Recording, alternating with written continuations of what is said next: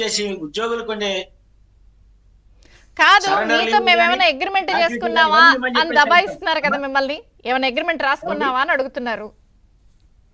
Agreement అండి, మీతో ఏమన్నా అగ్రిమెంట్ రాసుకున్నావా చేస్తామని అని అడుగుతున్నారు కదా మిమ్మల్ని. అమ్మా మేము మొన్న మంత్రులు మాతో పిలిచినప్పుడు గ్రూప్ ఆఫ్ మినిస్టర్ మీటింగ్ లో మేము వాళ్ళ మేనిఫెస్టోని చూపించాం. అందులో సమాన పనికి సమాన జీతం ఇస్తానని ఉంది. అట్లాగే ముఖ్యమంత్రి గారు అసెంబ్లీలో చెప్పిన ఉపన్యాసం చూపించాం.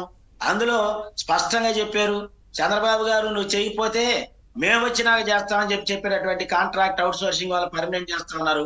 కాంట్రాక్ట్ అవుట్ సోర్సింగ్ తేడా లేదు, చేసే పనులు ఒకటే, చదువులు ఒకటి అయినప్పుడు పదాలు తేడా తప్ప అని చెప్పారు ఈ ముఖ్యమంత్రి గారు. కాబట్టి మీరు చెప్పింది అమలు చేయమని అడుగుతున్నాం.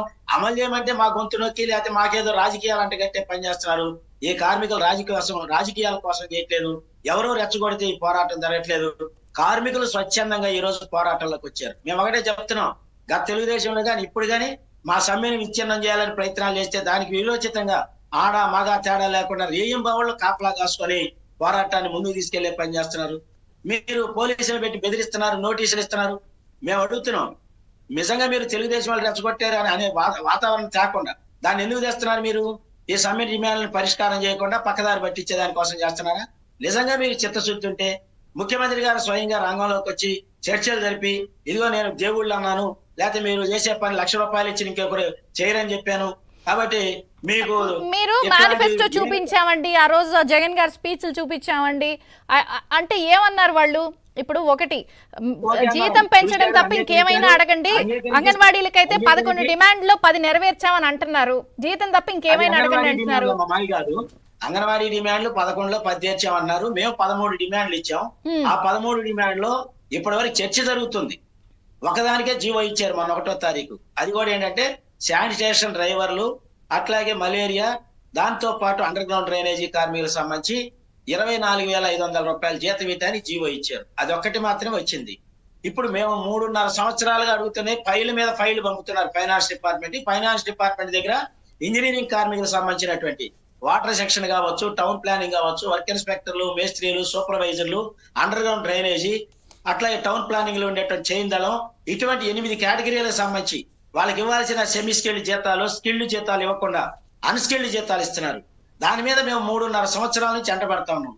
అయ్యా ఆ ఫైల్ ఫైనాన్స్ డిపార్ట్మెంట్ దగ్గర ఉందని చెప్తున్నారు, దాని క్లియరెన్స్ తీసుకురండి, దాన్ని సరిచేపించి ఎవరికైతే అన్యాయం జరిగిందో వాళ్ళ జీతాలు ఇవ్వమని అడుగుతున్నాం.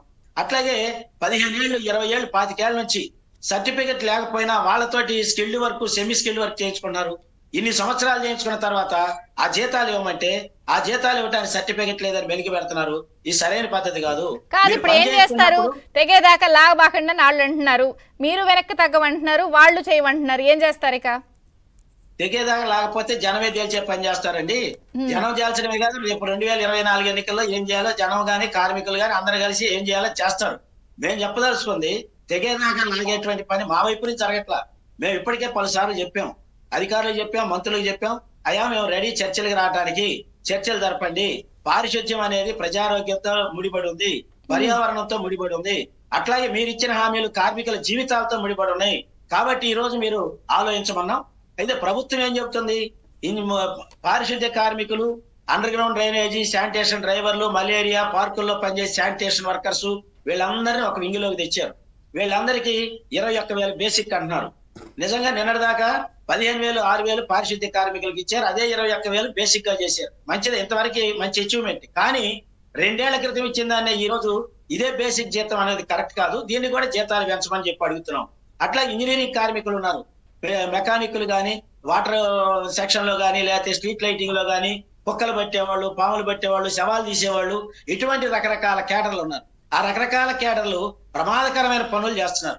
ఆ ప్రమాదకరమైన పనులు చేస్తున్నటువంటి వాళ్ళకి రిస్క్ అలవెన్స్ అనివ్వండి, హెల్త్ అలవెన్స్ ఇవ్వండి అంటే కాదండి. ఉమామహేశ్వరరావు గారు మీ పనిని గుర్తించట్లేదు.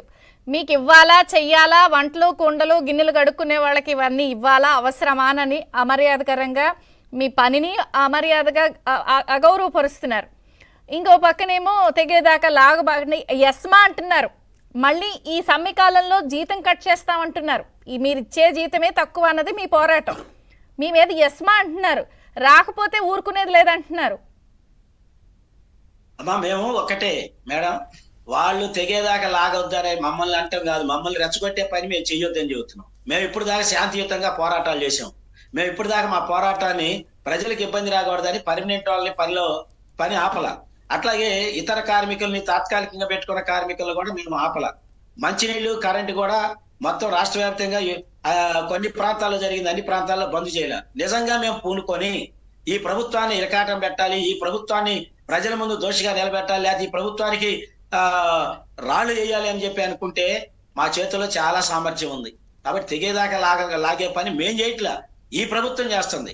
చర్చల పేరుతో 4 సంవత్సరాలుగా కాలయాపన చేసుకుంటూ వచ్చారు. ఇప్పుడు జరుగుతున్న చర్చ ఎజెండా కూడా గతంలో అనేక సార్లు చర్చ జరిగినటువంటి అంశాలు. ఈ రోజు క్లాబ్ డ్రైవర్లు ఉన్నారండి, ముఖ్యమంత్రి గారు చెప్తున్నాడు మా ప్రభుత్వంలో దళారీ వ్యవస్థ లేదని. మీ ప్రభుత్వంలో దళారీ వ్యవస్థకి పెద్ద ఉదాహరణ ఈ రోజు మున్సిపాలిటీలో వాహన మిత్రాలను తీసుకొచ్చి పెట్టారు, క్లాబ్ మిత్ర డ్రైవర్లు. ఇప్పుడు ఆ క్లాబ్ మిత్ర కాంట్రాక్ట్ ఎవరికి ఇచ్చారండి? అది మున్సిపాలిటీ వాళ్ళు నిర్వహిస్తున్నారా? లేదు, ప్రభుత్వం నిర్వహిస్తుందా? 4 కాంట్రాక్టర్లకు ఇచ్చేసారు రాష్ట్రం అంతా. 4 కాంట్రాక్టర్లకు ఇచ్చి ఈ రోజు ఒక్కొక్క క్లాప్ ఆటోకి 54,000 నుంచి 67,000 రూపాయలు మీరు చెల్లిస్తున్నారే. మరి 54,000 నుంచి 67,000 రూపాయలు అంటే చెల్లించి ఆ కాంట్రాక్టర్లు అంతా వాళ్ళ పార్టీ వాళ్ళ తెలియదండి, వాళ్ళు ఎవరో తెలియదు. సమ్మె 7 నెలలు 8 నెలలు అంటే ఎందుకు అడుగుతున్నానంటే అసలు చాలా మందికి బిల్లులు రావట్లేదు అది ఇది అని అంటున్నప్పుడు ఇవన్నీ ఎట్లా జరుగుతున్నాయి? పార్టీ వాళ్ళకి సొంత అనునాయాలకి జరుగుతున్నాయా అని. ఒకటమ్మా, వీళ్ళకి నెలకి 18,000, ఈ ప్రభుత్వం ఇచ్చిన జీవో నంబర్ ప్రకారం ఆ డ్రైవర్లకి 18,500 రూపాయలు జీతం ఇవ్వాలి. అట్లాగే పిఎఫ్, ఈఎస్ఐ కట్టాలి, సెలవులు ఇవ్వాలి. ఇవేవి వాళ్ళకి ఇవ్వట్లా. 18,500 జీతం ఇట్లా కేవలం వాళ్ళకి 9,000 నుంచి 13,000 రూపాయలు ఇస్తున్నారు.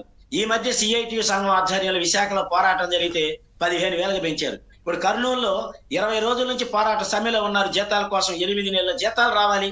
పొద్దుటూరులో 14 రోజులుగా సమ్మెలో ఉన్నారు, 7 నెలలు జీతాలు రావాలి. ఇట్లా అనేక ప్రాంతాల్లో చేసిన పనికి జీతం ఇట్లా 9,000, 10,000, 11,000 కూడా జీతం సరిగ్గా ఇవ్వట్లా. వాళ్ళు ఏం తిని బతకాలి? 7 నెలల నుంచి బకాయిలా? 7 నెలల బకాయిలా? 7 నెలల నుంచి 9 నెలల దాకా బకాయిలు ఉన్నాయి.